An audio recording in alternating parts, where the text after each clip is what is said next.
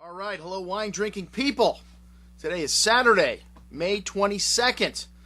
Another one in the books here at the Wine Watch. A pretty good week, and we're finishing things up. I'm not going to do my Saturday dance for you today. I'm a little bit tired, but what have we got to sell you today? Today we have got an offering from Peter Micheal Winery. And one of the ways that I know that Peter Micheal is released is our storage customers begin checking in. Peter Micheal. The 2008s have just arrived as several of our customers, and that's right, folks, we do storage here at Wine Watch. And I had too many customers telling me, Andrew, we'd buy more wine from you, but we don't have anywhere to put it. So I had to solve that problem. $17.50 a case. The Wine Watch is one of your cheapest options for storage in the United States of America, and my wine is over there, so you know it's stored right.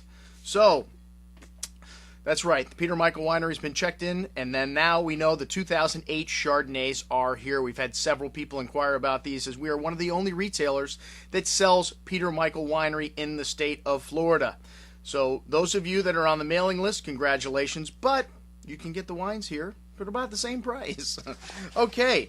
We do have several of the new releases, 2008s, and then we've got some wines still left over from 2007 in the store. We were lucky enough to have Nicholas Moret here at the Great Wine Seminar, the current winemaker at Peter Micheal Winery, a few years ago, and the crowd that tasted these wines were simply amazed at the concentration and depth of flavors in these Chardonnays. You can smell the bouquet from these wines with just a few drops of wine in the glass, and that comes from meticulous farming. In the words of Sir Peter Micheal, after drinking many great wines in the world and after long consideration, it's quite clear that great wine is the result of choosing the correct grapes, planting them in the correct locations, and then carefully making the wine to preserve the tastes and aromas that the vineyard has provided.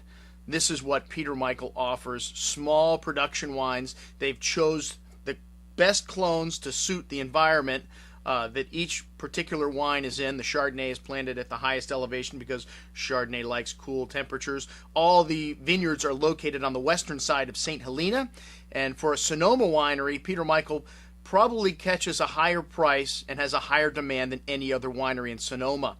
Well, it's kind of not really your average Sonoma. This is just north of Napa as you travel into Knights Valley. This is actually the only winery that's located in the Knights Valley. And these wines are mountain wines. They're high elevation wines. As I mentioned before, the Chardonnays at the highest elevation. The Cabernet Sauvignon, Merlot, and Cabernet Franc is planted at about 1,500 meters elevation. The Cabernet clones came from the Bella Oaks vineyard. Helen Turley was the original consulting winemaker that set things up and got things going in the right direction for Peter Micheal. These wines have garnered huge scores from critics like Robert Parker and the Wine Spectator, and as I mentioned before, these are very limited production wines, most of them 1,000 cases or less. Peter Micheal produces 4 single vineyard Chardonnays, Ma Belle Fille, Montplaisir, Le Carrière, and Belle Côte. And then they make a selection, Cuvée Indigène, and then they do an even smaller selection in great vintages, Point Rouge. Point Rouge is only available at the winery, but we've only seen this wine a few times. Thank you, Ray Glenn, for bringing it to Brown Bag. And we know whenever he brings a wine in and says, no one in this room has ever tasted this, I immediately say, Peter Micheal Point Rouge. Very tough wine to get.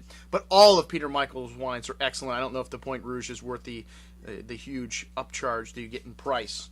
But check it out today on today's offering. All the current releases from Peter Micheal and still some 2007s left in the store. Wrapping things up for this week, I'm your host, Andrew Lampasone, for the Wine Watch, signing off saying, remember, always drink the good stuff first.